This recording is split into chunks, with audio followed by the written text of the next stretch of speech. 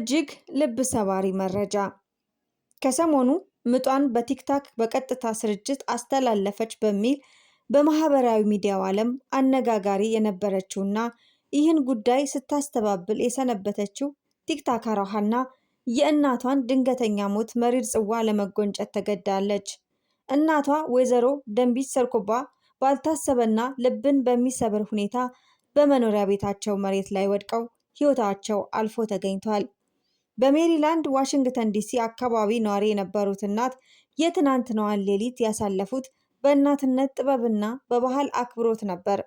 ለሚመጣው ታላቁ የመስቀል በዓል ቤተሰቦቻቸውን ለማስደሰት ሲሉ ሌሊቱን በሙሉ ቅቤ ሲያነጥሩና የቤቱን ድባብ በበዓል ጠረን ሲያውዱ አድረው ነበር። ሆኖም ያዘጋጁትን የበዓል ቅቤ ሳይቀምሱት የነገውን ፀሐይ ሳይሞቁት ያችን ሌሊት ለሳቸው የማትነጋ የመጨረሻዋ ሌሊት ሆና አልፋለች። ንጋት ላይ የዕለት ተዕለት ተግባራቸውን ሊከውኑ በሞግዚትነት በፍቅር የሚያሳድጓቸውንና የሚንከባከቧቸውን ሕፃናት ሊቀበሉ አልቻሉም። የሕፃናቱ ወላጆች ስልክ ሲደውሉ በእናት ድንቢት ቤት በኩል ያለው ዝምታ አስፈሪ ነበር። ስልካቸው ይጠራል፣ ግን የሚያነሳው አልነበረም። ግራ የተጋቡት ወላጆች ለልጃቸው ቲክታከር ሀና ደውለው እናትሽ ስልክ አያነሱም የሚል የጭንቀት መልእክት አስተላለፉ። ሀናም ከልጇ ጋር በመሆን በከፍተኛ ድንጋጤ ወደ እናቷ ቤት ስታመራ የገጠማት ሁኔታ የሕይወቷን ትልቁን ጠባሳ ጥሎ የሚያልፍ ነበር።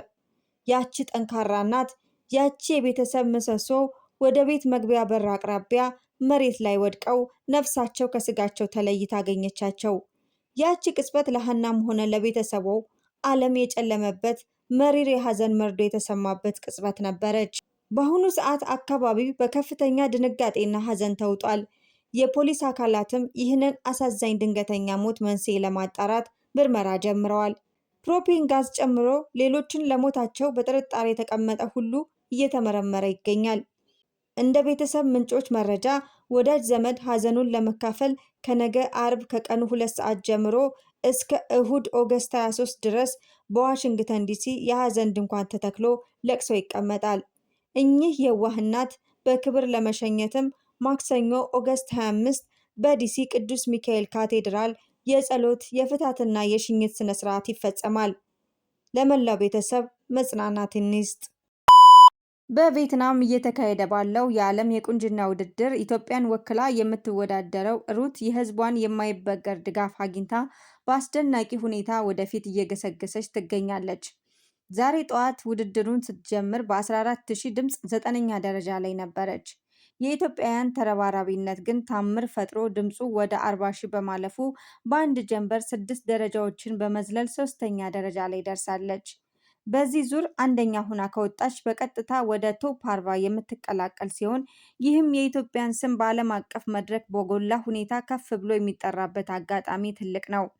በቪየትናም እየተካሄደ ባለው የዓለም የቁንጅና ውድድር ኤርትራን ወክላ የምትወዳደረው ስኒት ሀብተአብ ከ141,000 በላይ ድምፅ በማግኘት የአፍሪካ ዙር በከፍተኛ ብልጫ እየመራች ትገኛለች። ይህ የሩት የግል ውድድር ሳይሆን የኢትዮጵያ ስም በዓለም አቀፍ መድረክ ከፍ ብሎ የሚጠራበት አጋጣሚ ነው። ስለዚህ ለኢትዮጵያ ድምፅ ስጡ ትላለች። ሰላም፣ እንዴት ናችሁ? አብዛኞቻችሁ በምናገዝሽ ያላችሁ ነበረና ቮት ስለተከፈተ የሚስ ወርልድ ውድድር ማለት ነው። እዛ ላይ የገባችሁ ድምጻችሁ እንድሰጡኝ እጠይቃለሁኝ። ቮት አፕሊኬሽን አለ። ከአፕሊኬሽኑ ውጭ ደግሞ ሊንኩን የኢንስታግራም እና የቲክቶክ ባዮ ላይ አስቀምጨዋለሁ።